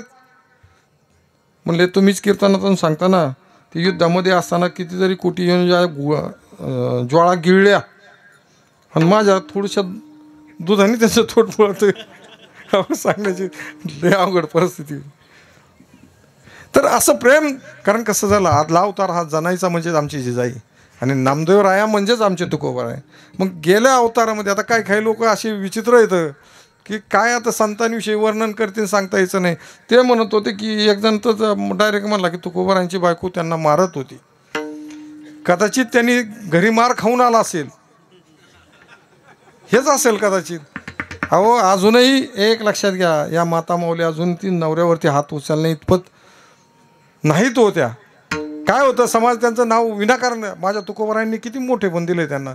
बघा ना, अभंग लिहिला तर काय करायचं, तुम्ही संत माय बाप कृपावंत, पहिलं मायचं नाव घ्यायचं. कुळी कन्या पुत्र होती जे सात्विक, पहिलं कन्याचं नाव घ्यायचं. एक भ्रष्ट करण्यासाठी स्त्री गेली होती तर त्या महिलेला त्यांनी काय म्हणलं होतं, जाई हो माते नकरी सायास, आम्ही विष्णुदास तैसन, आम्ही विष्णुदास तैसन. हे जाई हो तू माते नकरी सायास, आम्ही विष्णुदास तैसन, आम्ही विष्णुदास तैसन. तुकोबरांनी त्या टायमाला 50% आरक्षण देऊन टाकले. आता द्यायची काय गरज आहे? एक लक्षात घ्या, समाजामध्ये तुकोबराय वावरताना सुद्धा काय व्हायचं, पंढरीची वारी आहे माझे घरी आणि कन करी तीर्थव्रत. तुकोबाराय ज्यावेळेस पंढरीच्या वारीला निघायचे त्यावेळेस ज्ञानोबा तुकाराम भजन करत निघायचे. हे खरं आहे का? आता आपण म्हणतोय ते भजन ते तुकोबाराय म्हणत होते का? नव्हतेच ना. त्यांचं भजन काहीतरी वेगळं असेल. काय होतं बरं का, तुम्ही ते भजन रोज म्हणता पण ते तुम्हाला माहिती नाही की हेच तुकोबाराय ते भजन म्हणत होते. कुणी बी एवढ्या समाजामध्ये एकाने सांगावं की बा तुकोबाराय पंढरीची वाटचाल करताना हे भजन म्हणत होते. ते जसं म्हणलं ना, आवडीचा मंत्र सांगितला सोपा जेणे नवे गुंपा कोठे काही, हे तुकोबारांना तो माहिती होता. रामकृष्ण हरी मंत्र माहिती होता. तसं हे भजन तुम्हाला माहिती आहे परंतु तेच भजन हे आहे असं तुम्हाला सांगता येत नाही. बरोबर का नाही? सांगावं एवढ्या समाजामध्ये एकाने सांगावं की तुकोबाराय पंढरीची वारी करताना कोणतं भजन म्हणत होते. विठोबा रखुमाई जय जय विठोबा रखुमाई, विठोबा रखुमाई जय जय विठोबा रखुमाई, विठोबा रखुमाई जय जय विठोबा रखुमाई, विठोबा रखुमाई जय जय विठोबा, विठोबा रखुमाई जय जय विठोबा. हो. एक लक्षात घ्या, तुकोबाराय हे भजन पंचम स्वरामध्ये म्हणत चालत होते. त्यामुळं कुठेही जा तुम्ही, भगवंताचं भजन हे कधीच वरच्या स्वरामध्ये म्हणायचं नाही. गोड आवाजामध्ये विठोबा रखुमाई जय जय विठोबा रखुमाई असं गोड भजन म्हणायचं महाराज. कधी कुठल्याच बोला म्हणून द्यायचं नाही ना आपण म्हणायचं नाही. भगवंताचं भजन कधीच वरच्या स्वरामध्ये नाही. तुमची बाकीची कोणती भजनं कशी आळवा परंतु हे भजन म्हणत तुकोबाराय वैकुंठ म्हणजे पंढरीला जायचे.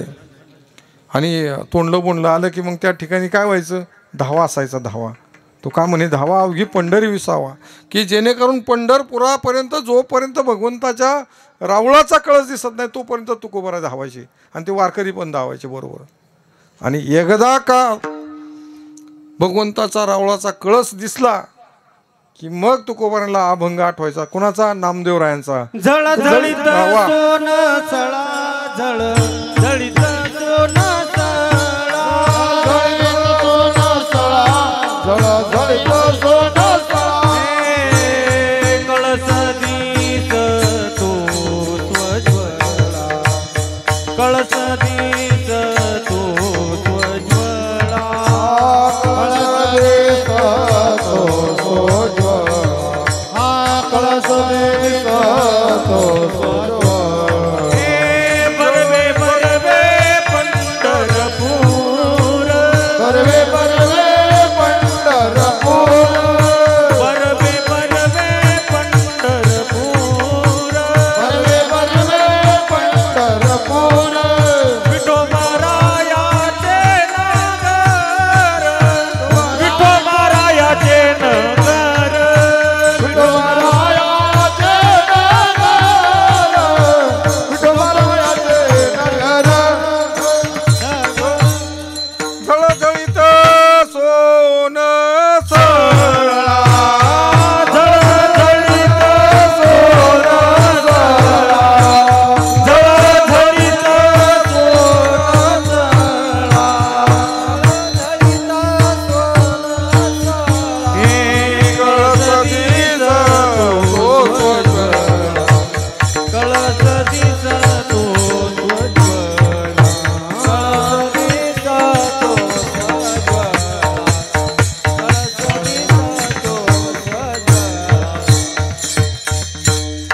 झळझळीत सोनसळा, कळस दिसतो सोज्वळा, बरवे बरवे पंढरपूर, विठोबारायाचे नगर, हे माहेर संतांचे, नामया स्वामी केशवाचे.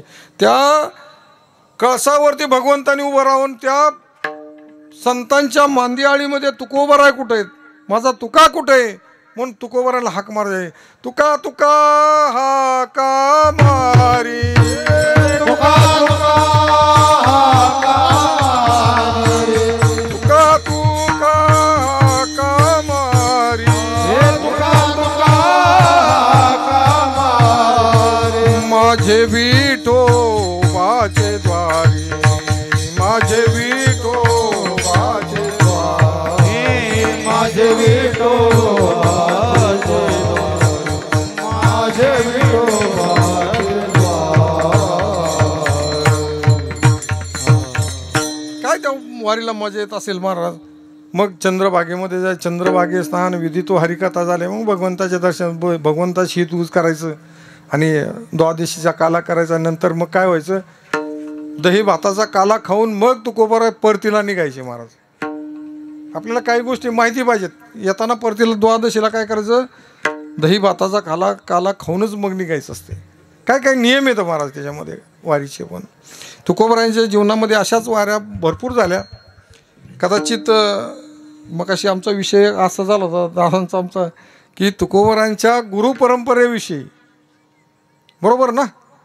एक लक्षात घ्या, तुकोबारायांच्या अगोदर 62 वर्ष बाबाजी चैतन्यांनी समाधी घेतली होती. मग तुकोबारायांचे गुरु कसे ठरतील. एक प्रश्न आहे या समाजामध्ये, की आपण तुकोबारायांच्या गुरु. एका अभंगामध्ये तुकोबाराय सांगतात की माझ्या विठोबाचा कैसा प्रेम भाव, आपण देवा होय गुरु, आपण देवा होय गुरु, आपण देवा होय गुरु, आपण देवा माझ्या विठोबाचा कैसा प्रेम भाव, माझ्या विठोबाचा कैसा प्रेम भाव, माझ्या विठोबाचा कैसा प्रेम भाव, माझ्या विठोबाचा कैसा प्रेम भाव, आपणच देवा होय गुरु, आपणच देवा होय गुरु, आपणच देवा होय गुरु, आपणच देवा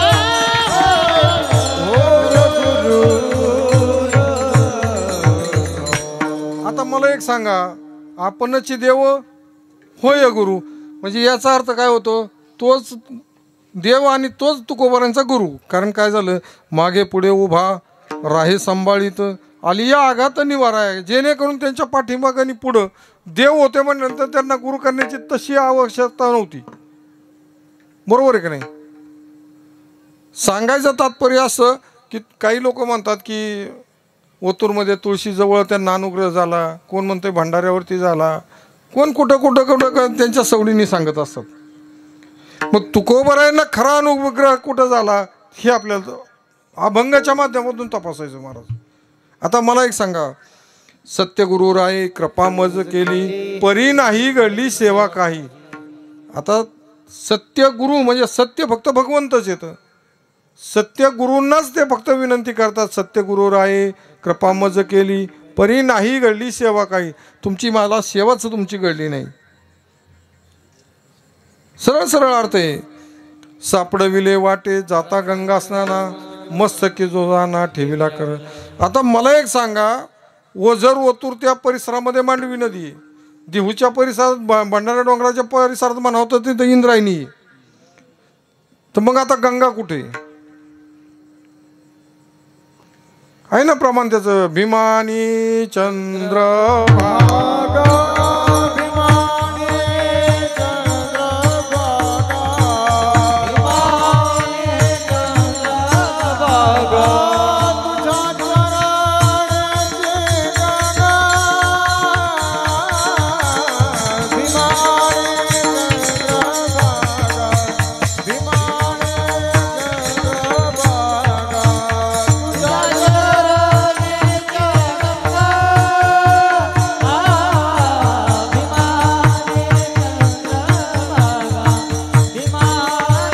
चंद्रभागा, तुझ्या महाराज अभंगामध्ये सगळं सापडतंय. आता तुम्ही म्हणाल गंगा कशी काय इथं. अहो दक्षिण काशी म्हणून आपल्याला त्र्यंबकेश्वरला नाव आहे महाराज. आणि तिथून जी गोदावरी उत्पन्न झाली तर चंद्रभागेला जाऊनच मिळालेली ना. मग तीच गंगा म्हणा आपण समजायची ना. आपल्याला दक्षिण भागात आपण राहतो म्हणल्यानंतर आपल्याला हीच गंगा पवित्र आहे. आणि ते गंगेचं पात्र हे भीमामध्ये. म्हणून तुझ्या चरणीची गंगा. त्या गंगेच्या किनारी तुकोबाराय स्नानासाठी स्वप्नामध्ये जात होते.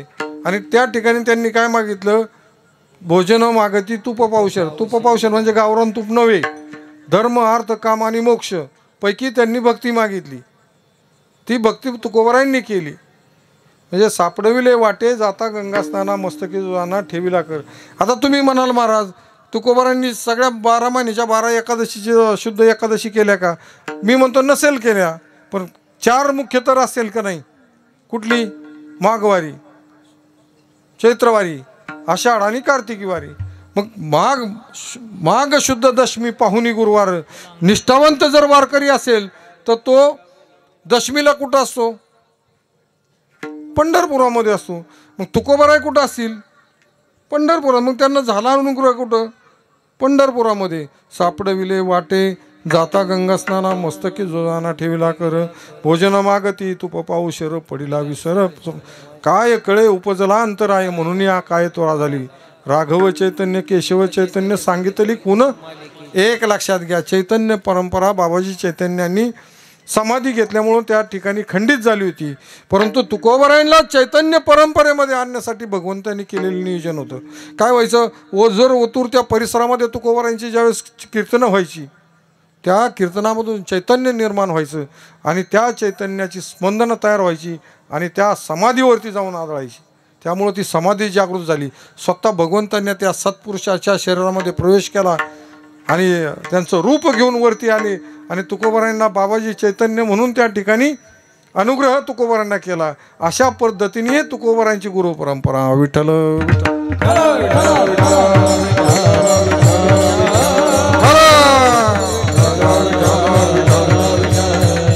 काय झालं बरं का? शिवबा काशीद म्हणून त्यांचा एक लोहगावचा शिष्य होता. तर त्यांचंही काम त्यांच्या कीर्तनामध्ये हजर राहणं हे त्यांचं काम होतं. एकदा काय झालं, ते शिवबा कासारांना वाटलं की आता एकादशीच्या कीर्तनाला तुकोबाराय 2 महिने असं कीर्तनासाठी जायचे रोज. तर एक दिवस त्यांच्या बायकोनी सहज विचारलं, म्हणले महाराज तुम्ही 2 महिने झाले कीर्तनाला कुठं बाहेर जाता म्हणले, काही सांगून जात नाही किंवा काय नाही. तर म्हणले मी तुकोबारायांच्या कीर्तनासाठी जातो म्हणले. तर तुकोबारायांचं नाव घेतल्यानंतर त्या महिलेच्या मनामध्ये द्वेष निर्माण झाला. तिने स्पष्ट भाषेत त्यांना उत्तर दिलं. म्हणले तेच का तुकोबाराय यांनी संसारावरती पाणी सोडले म्हणले, मुलाबाळांना पाहत नाहीत आणि नुसताच परमार्थ करत फिरतात, तेच का तुकोबाराय? त्याला राहुल नाही तुकोबारायांविषयी वाईट बोलल्यामुळे त्यांनी 2 चांगल्या ठेवून दिल्या. तिच्या मनामध्ये एक निर्माण झाली, अशी खेद निर्माण झाला की माझ्या नवऱ्याने म्हणले आजपर्यंत मला कधी 2 बोटं सुद्धा लावली नाही आणि त्या तुकोबारायांसाठी मला 2 वाजवल्या. तर म्हणले मी याचा बदला घेतल्याशिवाय राहणार नाही. काही दिवस जाऊन दिलं, हा काय कीर्तनाला गेल्याशिवाय राहिला नाही. तर शेवटी एक दिवस म्हणते लाड म्हणले महाराज तुम्ही रोज तुकोबारांची कीर्तनं ऐकता म्हणले, तुम्हाला रोज योग येतो म्हणले त्यांची ऐकायला, आम्हाला महिलांना कुठं ऐकायला मिळते म्हणले. तर म्हणले आपल्या गावात त्यांचं कीर्तन ठेवा आणि मग आम्हाला ऐकायला मिळेल म्हणले. म्हणले एवढी कडक डोक्याची जर बाई सुधारली असेल तर म्हणले काय हरकत नाही. म्हणले ठीक आहे म्हणले ठेवतो. तर तुकोबारांना तशी काय लोहगावमध्ये तुकोबाराय आजोळामध्ये जायचे त्या टायमाला त्यांच्या काही विधी असायच्या ठरलेल्या की त्या गावात गेल्या केली हरनाळ आंघोळी, जाऊन बैसवलं रावळी, त्या हरनाळाच्या तळ्यामध्ये आंघोळ करायची, देवळामध्ये जाऊन बसायचं. बसल्यानंतर तुकोबारांना कोणी सहज विचारायचं, तुकोबाराम महाराज जेवले का? आजीचे झाले भोजन रामकृष्ण नारायण. भगवंताच्या चिंतनामध्येच आमचं जेवण म्हणले. तर शिवबा कासार आले, म्हणले महाराज तुम्ही आमच्या गावात आज एकादशीचं कीर्तन करा, सकाळी आमच्याकडे स्नानाला या म्हटले. थंडीचे दिवस आहे, म्हणजे थंडी वाजते. तर म्हणलं ठीक आहे येईल म्हणले सकाळी. आता त्यांच्या मनामध्ये काय हो, चित्त शुद्ध होती तरी शत्रू मित्र होती, व्याघ्रन खाती सर्पतया. त्यांना वाटलं आता हे काय बोलवतात म्हणले, त्यांना काय त्याचा द्वेष नव्हता. आणि काय झालं, सकाळच्या प्रहरी त्या ठिकाणी स्नानासाठी गेल्यानंतर त्याच्या बायकोने म्हणावं का हो म्हणले एवढे मोठे साधू घरी आपल्या स्नानासाठी आलेत, साधू अंगाला लावायला उठणं सुद्धा नाही आपल्याकडे, जा उठणं घेऊन या. आणि तिने उठणं आणायसाठी पाठवून दिलं.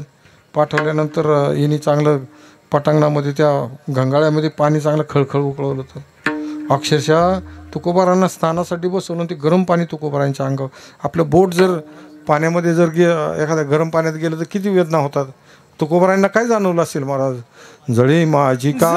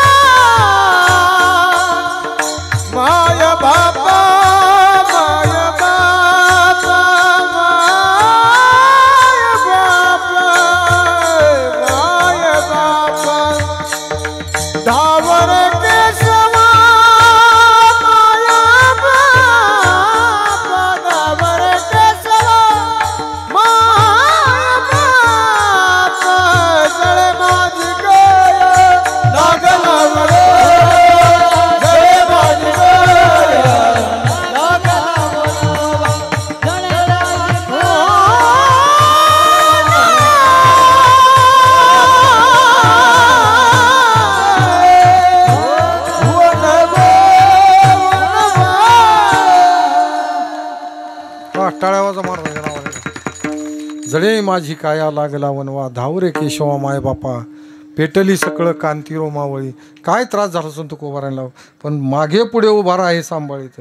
तुकोबारांना सांभाळायला ते होते म्हणून घालून या भार राहिलो निश्चिंती. त्या भगवंतावरती भार तुकोबारांनी घातला.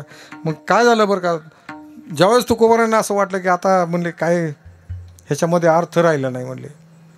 कारण काय झालं की बुडते हे जन न देखवे डोळा यासाठी आलो खरा, परंतु न ऐकती ते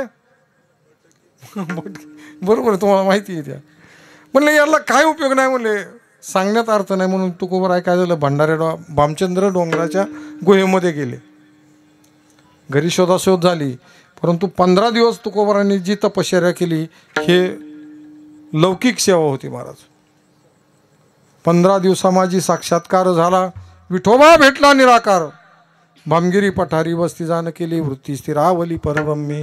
निर्वाण जाणून आसन घातले, ध्यान रांबिले देवाजीचे. सर्पविंचू व्याघ्र अंगाशी झोंबले, पिडोजे लागले सकळीक. शेवटची तुकोबारांची अवस्था जगतो, दीपकी कर्पूर कैसा तो विरला तैसा देह झाला तुका म्हणे. तुकोबारांचा देह कसा झाला, ज्यावेळेस कापूर जाळतो आणि त्या कापराचं आणि त्या ज्वाळेचं जे नातं असतं ना, ते नातं भगवंताचं आणि तुकोबारांचं झालं महाराज.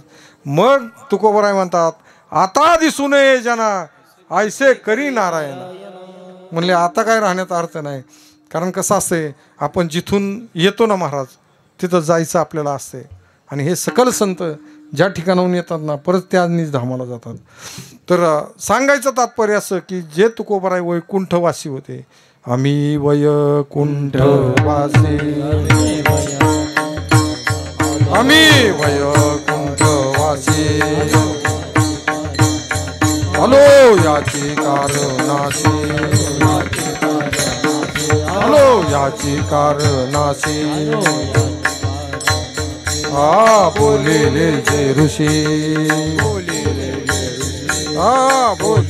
जे ऋषी, बोलेले तच भावे वरताया.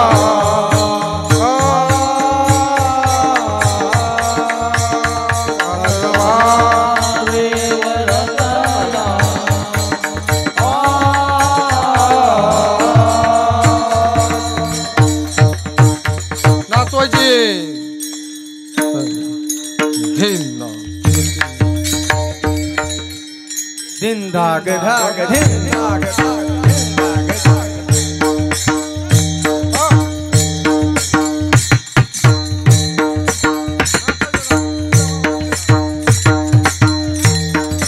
नाचू कीर्तनाचे रंगी ज्ञानदीप लावू जगी खरा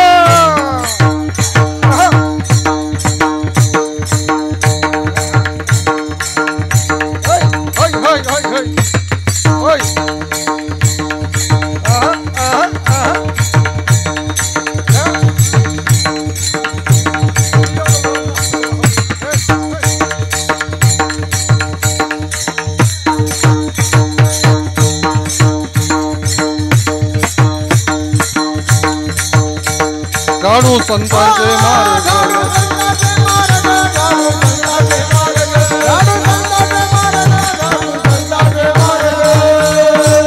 आम्ही वैकुंठवासी आलो याचे कारणाचे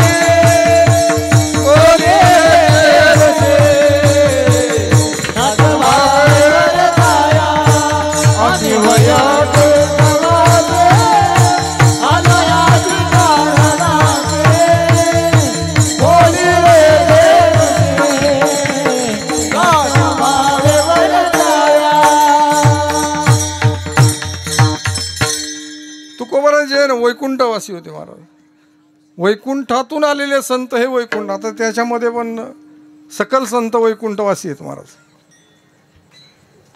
त्याच्यामध्ये पहिलं नाव घेतलं जातं निवृत्तीनाथांचं. काय काय एक लक्षात घ्या, काय काय लोक म्हणतात निवृत्ती दादा काका सोपान देव म्हणायचं, सोपान काका म्हणतात, इकडं दादा म्हणतात. हे नातं कुठलं आहे? सोपान देव, ज्ञानदेव आणि निवृत्ती देव हा असा उच्चार केला पाहिजे महाराज. ते काकान मामान का मावशी नाही तर ते महाराज ते देवते संत, देवते संत निमित्त त्या प्रतिमा हे देव येतं महाराज. आपण त्यांना काकाचं मावशीचं नातं नाही जमून लावून जमणार तर हा नामोच्चार बदलला पाहिजे. काय काय ठिकाणी असं आहे बघा, तुम्हाला बघा बरीच लोक म्हणतात तसं नसतं ते. कारण काय झालं बरं का, तुकोबारांना लागले वैकुंठाचे वेद. हे सगळं कार्य त्यांचं संपलं, वेद लागले वैकुंठाचे. मग म्हणले पहिला निरोप कोणाकडे पाठवायचा देवाला, तर त्यांनी पहिला गाठला गरुडाला. गरुडाचे पायी ठेवी वेळोवेळा डोही, वेगी आणावा तो हरी मज दिना ते उद्धरी.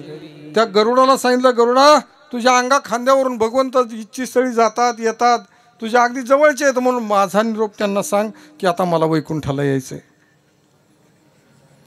त्या गरुडावरती सुद्धा तुकोबारांचा भरोसा बसला नाही. म्हणले सांगतो का नाही सांगतोय म्हणून ते काय केलं, जी भगवंताची पत्नी आहे पाय लक्ष्मीच्या हाती.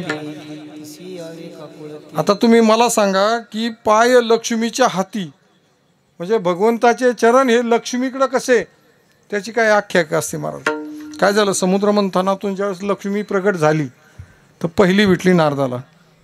तर नारदाला प्रश्न विचारला, म्हणले नारदा मी किती सुंदर आहे. अहो आईसाहेब म्हणले तुमच्यासारखं विश्वामध्ये कोणी सुंदर नाही, खरोखर लक्ष्मी फार सुंदर आहे महाराज. तर त्यांच्या रूपाचं वर्णन ज्यावेळेस नारदाने केलं ते म्हणले एक काम करायचं, म्हणले माझ्यापेक्षा सुंदर असणाऱ्या पुरुषाबरोबर माझं लग्न करून द्यायचं. चालेल म्हणले, ठीक आहे चला माझ्याबरोबर.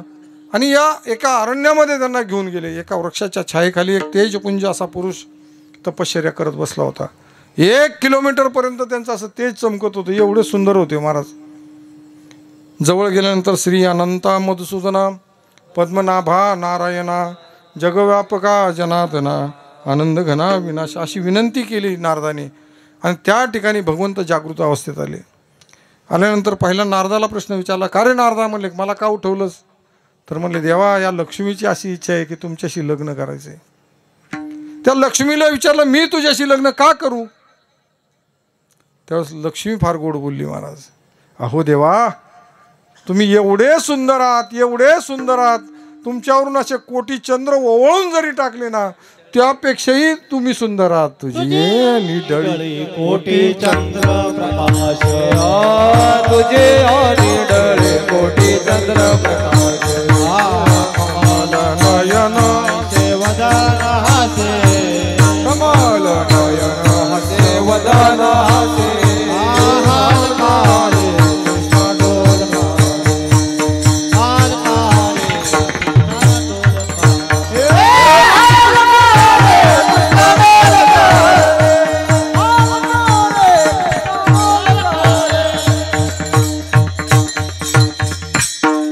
तुझी निढळी कोटी चंद्रप्रकाशे, हाल का रे कृष्णा डोल का रे, घडिये घडिये घडिये गुज बोल का रे, उभा राहून या कैसा हलवितो बाप रखुमादी विठ्ठल नाहो.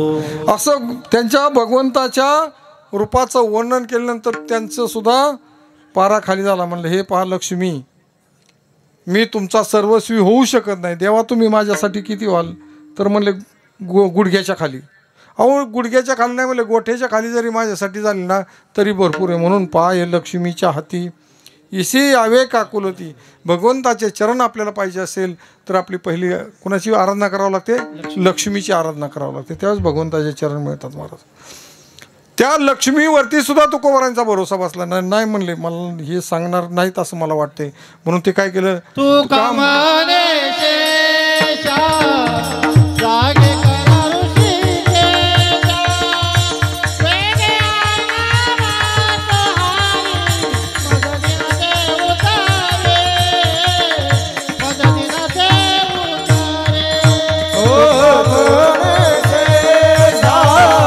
जागे करा ऋषिकेशा, वेगे आनामात हारी, मदतीना ते उतारे, मदतीना ते उतारे. जागे करा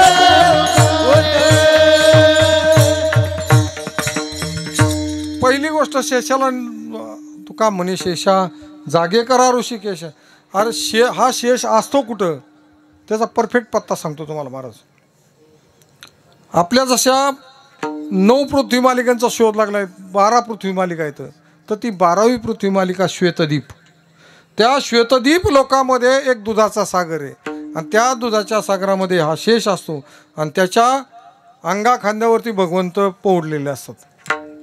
त्या शेषाला तुकोबारांनी निरोप द्यायला सांगितला, पण म्हणले हा पण सांगणार नाही. परंतु तुकोबारांचा भरोसा कुठं होता,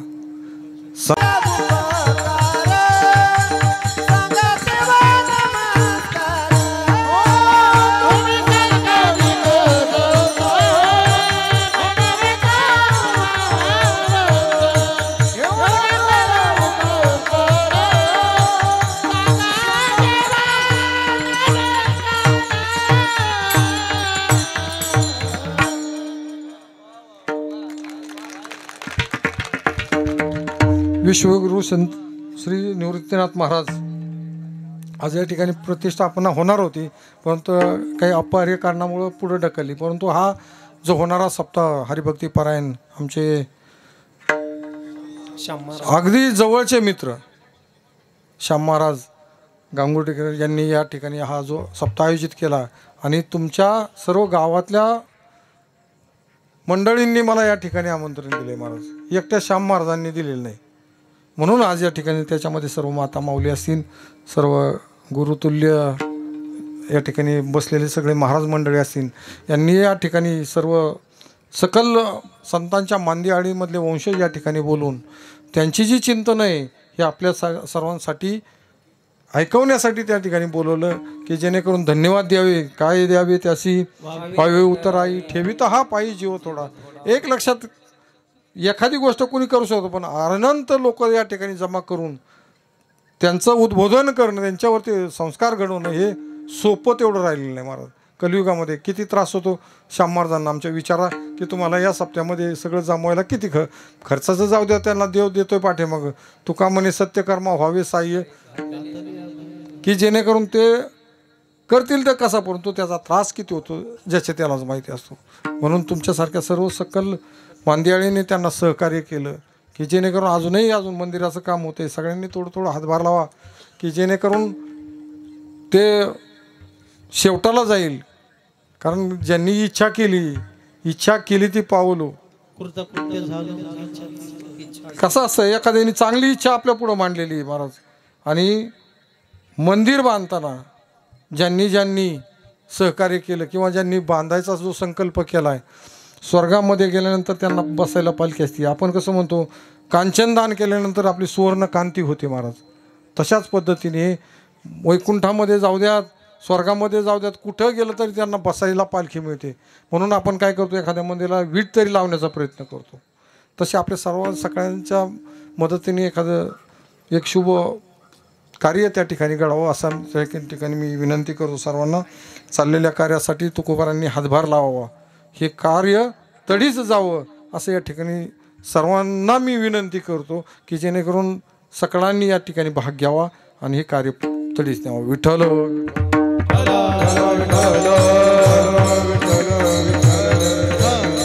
नियमाप्रमाणे एकदा भजन घेऊ आणि मग अर्थ आपण सांगू त्या अभंगाचा.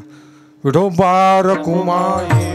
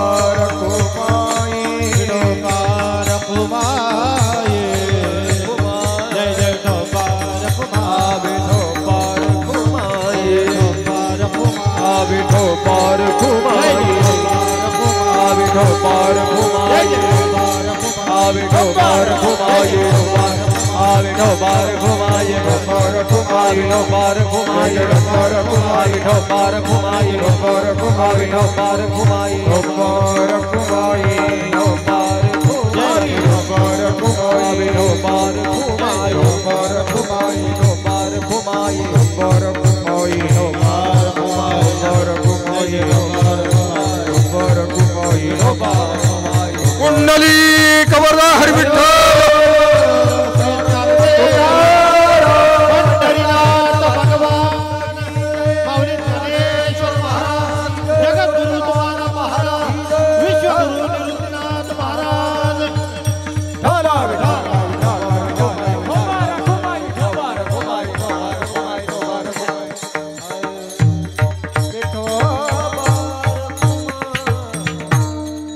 कृपाळू सज्जन तुम्ही संतजन, एवढे कृपादान तुमचे मज. आठवण तुम्ही द्यावी पांडुरंगा, किंवा माझी सांगा काकुलती. तुकोबारांनी जीवनामध्ये शुद्ध वारी पंढरीची केली, परंतु वद्यवारी ही माऊलींची तुकोबाराय करायची महाराज. या चारही भावंडावरती तुकोबारांचं एवढं प्रेम होतं की त्यांच्या वाऱ्या ते करायचे. निवृत्ती देवांची असू द्या, सोपान देवांची असू द्या, किंवा आई साहेबांची असू द्या, तो वद्यवारी तुकोबाराय त्यांची करायची महाराज. काय झालं, तुकोबारांना जे वेध लागले होते की आता आपल्याला वैकुंठाला जायचं, ह्या बाकीच्या लोकांवरती त्यांचा भरोसा बसला नाही, परंतु या सकल मांदी आळीवरती तुकोबारांचा संतांची पायी हा माझा विश्वास, सर्व भावे दास झालो त्यांचा, त्यांच्यावरती विश्वास होता. आता जर समजा निवृत्ती देवांजवळ निरोप पाठवायचा म्हणलं तर 350 किलोमीटर, आदिशक्ती मुक्ताईवर जवळ निरोप पाठवायचा म्हणलं तर 700 किलोमीटर, सोपान देवाजवळ निरोप पाठवायचा म्हटलं तर 200 किलोमीटर, परत इकडं नाथांना निरोप पाठवायचं म्हटलं तर जवळ 250 किलोमीटर. मग तुकोबारांनी सगळ्यात जवळचे संत अंतराने कुठले होते? ज्ञानोबा माऊली, फक्त 16 किलोमीटर. वद्यवारीला तुकोबारांनी आळंदीच्या वारीला जावं, समाधीवरती नतमस्तक व्हावं, कारण तुकोबारांचं माऊलींवरती फार प्रेम होतं बघा, फार प्रेम होतं. आणि प्रदक्षिणा करून परत समाधीजवळ यावं आणि त्या ठिकाणी विनंती करावी, कृपाळू सज्जन तुम्ही संतजन, एवढे कृपादान तुमचे मज. तुकोबारांना माऊलीने म्हणावं, तुकोबाराय आज लयच गोड बोलताय, काय काम आहे का तुमचं? काय झालं? अनाथ अपराधी पतित आगळा, परी पाय वेगळा नका करू. ज्या वैकुंठामधून इथं आलो, ज्यांना सुधरायसाठी आलो, त्यांनी काय ऐकलं नाही. म्हणून माझं काय झालं, काम संपलंय. आता अनाथ ठरलो, माझ्या भगवंतापासून मी दूर आलो, अनाथ ठरलो. म्हणून मला आता परत तिकडे जायचंय. तुका म्हणे तुम्ही निरविल्यावरी मग मज हरी उपेक्षी नाही. तुम्ही जर माझा निरोप जर भगवंताला सांगितला ना, तर तुमचं 100% ऐकल्याशिवाय राहणार नाहीत आणि मग मला न्यायला येतील. जसा माऊलींजवळ निरोप दिला तसा भगवंतांजवळ निरोप प्राप्त झाला. आता लक्षात आलं का हा निरोप कुणी कुणाला, हा अभंग कुणी कुणासाठी लिहिलाय महाराज? माऊलींना विनंती केली ती. आणि मग आपुल्या माहेरा जाईन मी आता, निरोप हा संत हाती आला. माऊलींनी निरोप आणला, तुकोबाराय तुम्हाला विठ्ठलवाडीमध्ये भगवंत घ्यायला आलेत म्हणले. आलेत आले म्हणले, एकटेने आले, सर्व देव देवता गणगंधर्व या ठिकाणी घेऊन आलेत. आणि मग भाग्याचा उदय ते हे जोडी संत पाय, येथून या नुठवू माता मरणा वाचूनी सर्वता. एक लक्षात घ्या, तुका आला लोटांगणी, भक्ती भाग्या झाले धनी. लोटांगण घालत तुकोबाराय भगवंताला गेले आणि कडकडून मिठी भगवंताला मारली. म्हणले, देवा आज तू माझ्याकडे पाहुणा आहेस, पाहुणे घराशी आजी आले ऋषिकेशी, काय करू उपचार खूप मोडके.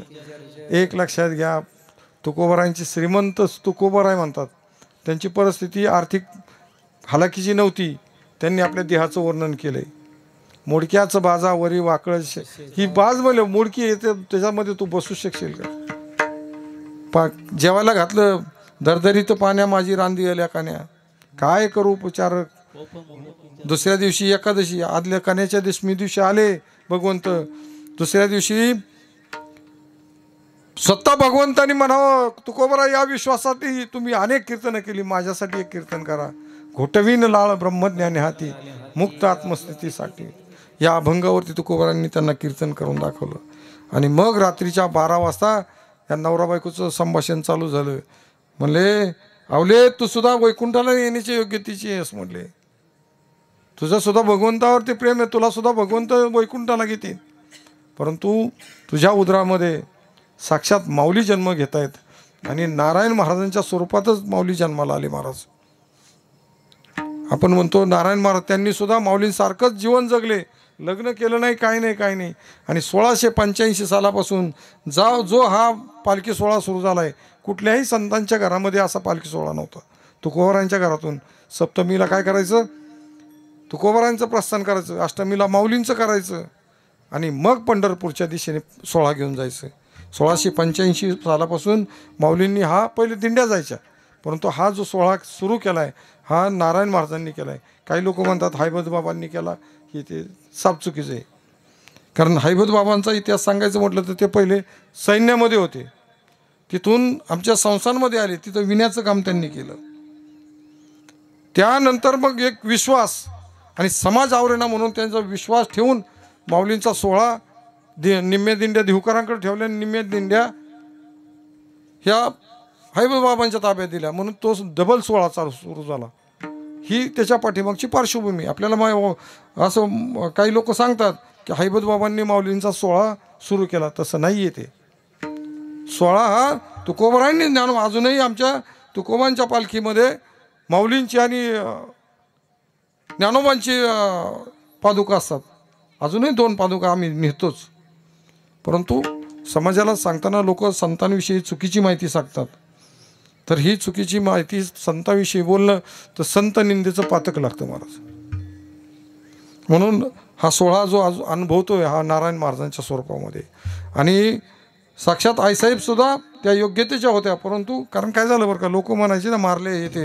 अहो, ज्या माऊलीचे पाय आपल्या भगवंतांनी आपल्या मांडीवरती घ्यावेत, पाय म्हणता येणार नाही, पण ते चरण म्हणावं लागतील. हे असे चरण त्या माऊलीचे या विश्वामध्ये कुणाचे नाहीत, जे देवाने मांडीवरती घ्यावेत. एवढ्या संतांचे आपल्यावरती उपकार येतं, आपण त्या उपकारातून काय द्यावे त्याशी हवे उतराई ठ्यावे जीव थोडा. एक 5 मिनिटात कीर्तन उरकणार बरं का श्याम महाराज, कारण लांबून लांबून आमची मंडळी सगळे आलेले आहेत. जायचं असं आहे, मला पण जायचं आहे, पण तू थोडक्यात जरा सांगलं बरं वाटतं. काय झालं बरं का, आपण काय म्हणतो, या पापाच्या आणि पुण्याच्या विळख्यात अडकून पडलो आहे.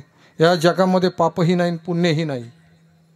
तुम्ही म्हणता तुमच्या डोक्यावर परिणाम झाला काय, खरंही नाही. पण आमचे तुकोबराय म्हणतात पाप ती परपीडा आणि पुण्य तो परोपकार. एका जीवाने दुसऱ्या जीवावरती प्रेम करायचं आणि एका जीवानं दुसऱ्या जीवावरती प्रेम करायचं, यालाच पुण्य म्हणायचं. आणि एका जीवानं दुसऱ्या जीवाला छळणं, त्रास देणं, कोणाही जीवाचा न घडो मत्सर वर्म सर्वेश्वर पूजनाचे, कोणाचाही दुस्साहस करायचा नाही, यालाच म्हणायचं पुण्य. आणि एकामेकीला छळणं याच्यात पाप समजायचं. पाप ती परपीडा पुण्य तो परोपकार. एक लक्षात घ्या, जगामध्ये पाप आणि पुण्य कधी घडतं, 84 लक्ष येऊन फिरत फिरत येऊन कुठतरी पाप घडून कुठतरी पुण्य घडते. आमच्या माऊलींच्या भाषेत सांगू, ही पृथ्वी आहे, त्याच्यावरती एक गवताचं पातं उगवायचं असेल तर किती कालावधी जातो. ते बी मिळालं पाहिजे, रुजलं पाहिजे, उगवलं पाहिजे, परत ते वाढलं पाहिजे, पिकलं पाहिजे, कापलं पाहिजे. 1 लाख पेंड्यांची गंज लावली, किती काड्याच्या पेट्या लागतील जाळायला, एकच लागणार. माऊली काय म्हणतात, तृणाग्नी मिळे समरस झाले, तैसे नामे केले जपतारे, तैसे नामे केले जपतारे. त्याही पुढे जाऊन तुकोबराय काय म्हणतात, पुण्यवंत व्हावे घेता सज्जनांची नावे, ने घे माझी वाचा तुटी महालाभ पुकार, विश्रांतीचा ठाव पायी संतांची या भाव. आणि तुका म्हणे पापे जाती संतांची या जपे, ज्ञानेश्वर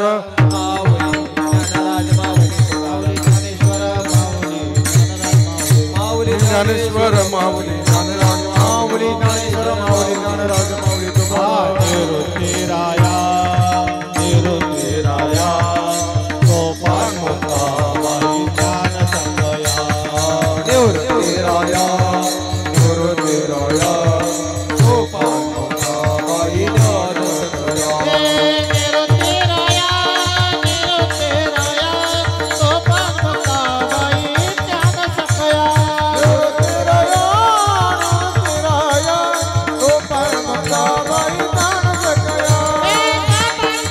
सोपान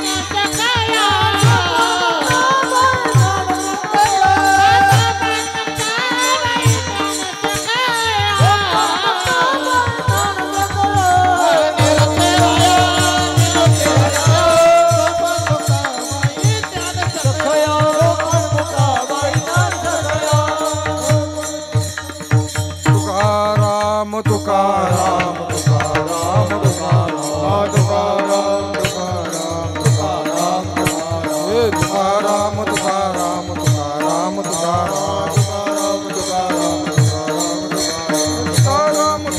तुकाराम तुकाराम तुकाराम तुकाराम तुकाराम तुकाराम.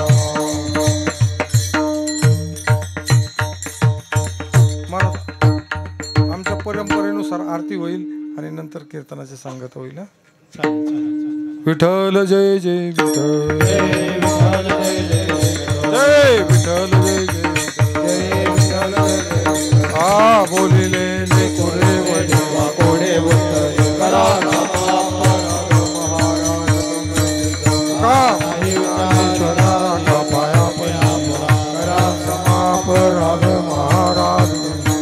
ज्ञानदेव तुकाराम ज्ञानदेव तुकाराम.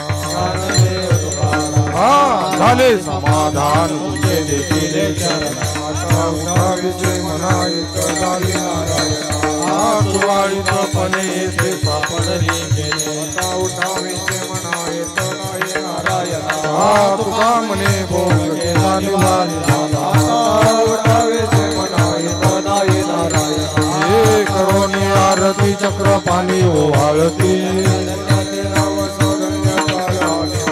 भाव सकळा पुण्यवंत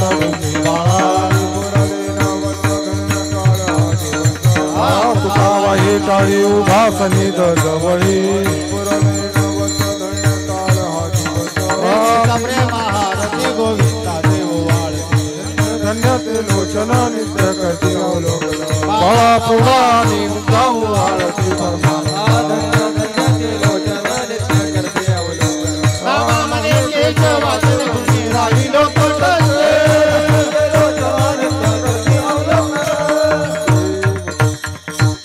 आरती ज्ञानराजा कैवल्य तेजा सेवती मनु वेदला माझा आरती लोपले ज्ञान जगे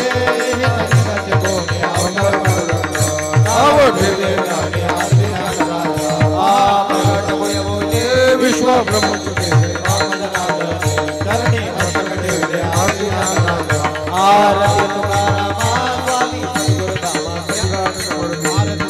जडमुड उद्धरिले सकळ जीवाशी तारले होऊन विश्वजनच्या अवघे ब्रह्मरूप केले आरती तुकारामा स्वामी सद्गुरुधामा सच्चिदानंद पाय दाखवे आमा आरती तुकारामा राघवे सागरात पाचान तारले कैसे डोबाचे भंग रक्षले आरती तुकारामा स्वामी सद्गुरुधामा पाय आरती तुकारामा तुकया तुलने से ब्रह्म तुकासी आले मनवोनी रामेश्वर मनवोनी रामेश्वर चरणी मस्तक ठेविले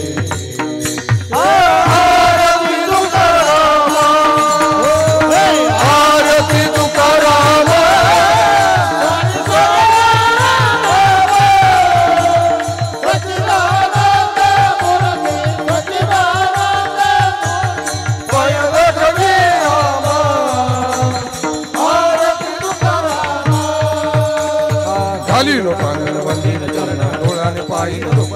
प्रेमे आलिंगन